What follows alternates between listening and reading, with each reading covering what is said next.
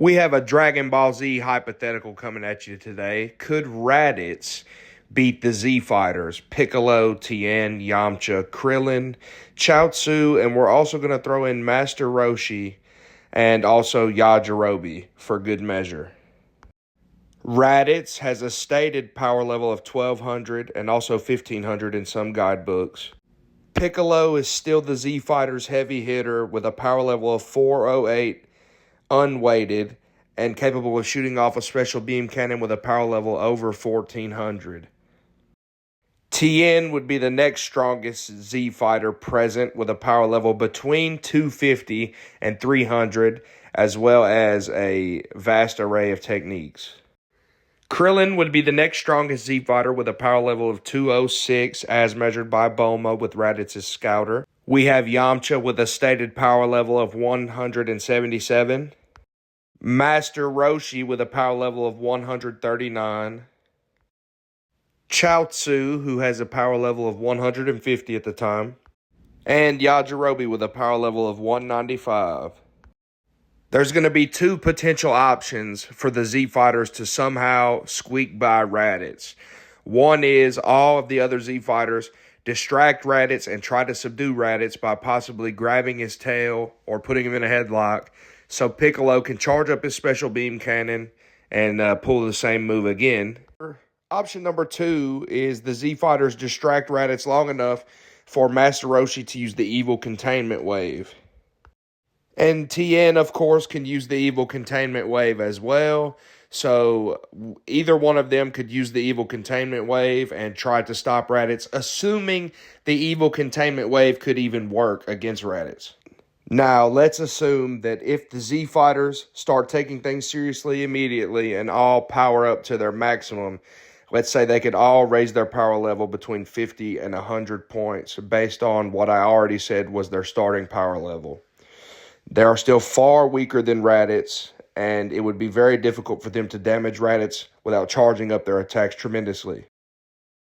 Raditz, if he decides to take things seriously from the start, he could blitz each one of the Z Fighters individually and kill them all, probably with one strike. At the start of the fight, Master Roshi lets all the Z Fighters know that the tail is Raditz's weak spot. Here's something you always have to consider with Dragon Ball hypotheticals as well, and let me know in the comments what you think. Say Master Roshi sees Yamcha and Krillin get cut down by Raditz ruthlessly.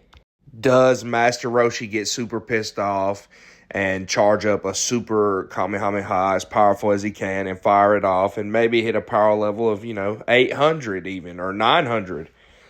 Or Tien sees Chaozu get cut down by Raditz and gets pissed off, charges up a tri-beam and shoots off a tri-beam maybe with a power level of 1,000 or even 1,100. What do y'all think? Does that sound reasonable in the comments? Let me know. Hey, let's say something like that happens. Let's say Chaozu is trying to cast his telekinesis on Raditz. Raditz sees him, blasts him out of the sky, kills him with one shot. Tien gets super pissed off, charges up a tri-beam, shoots off a tri-beam with a power level of 1,100. Raditz, totally caught off guard, gets hit by the tri-beam, but with his power level being 1,500, the tri-beam doesn't affect him very much at all. It damages him a little bit, but it really just shakes him up, catches him off guard.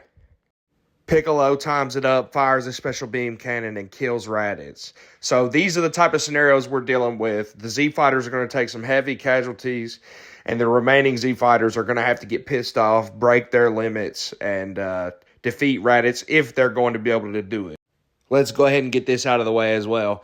If the fight drags over into the nighttime and the full moon comes out and Raditz goes great ape, it's game over for the Z Fighters. There's nothing they can do unless Yajirobe clutches up and secretly takes out Raditz's tail like he did Vegeta. It's game over for the Z Fighters. Raditz would have a power level of over 15,000 at that point, and there'd be nothing they could do. The fight begins, and the Z Fighters begin jumping Raditz as much as they possibly can, trying to grab his tail, trying to distract him in any way possible. Chaozu starts using his paralysis or telekinesis on Raditz, just trying to slow him down in any way possible. While Tien and Yamcha are jumping Raditz, Krillin is backing up Tien and Yamcha, providing support for them. Piccolo starts charging up his special beam cannon. He knows what he has to do.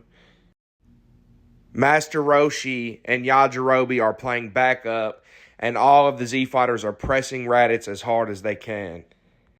Yamcha shoots off a close-range Kamehameha. Raditz deflects it. Tien shoots off the infamous Dodon Pa from Dragon Ball. Raditz deflects this one as well.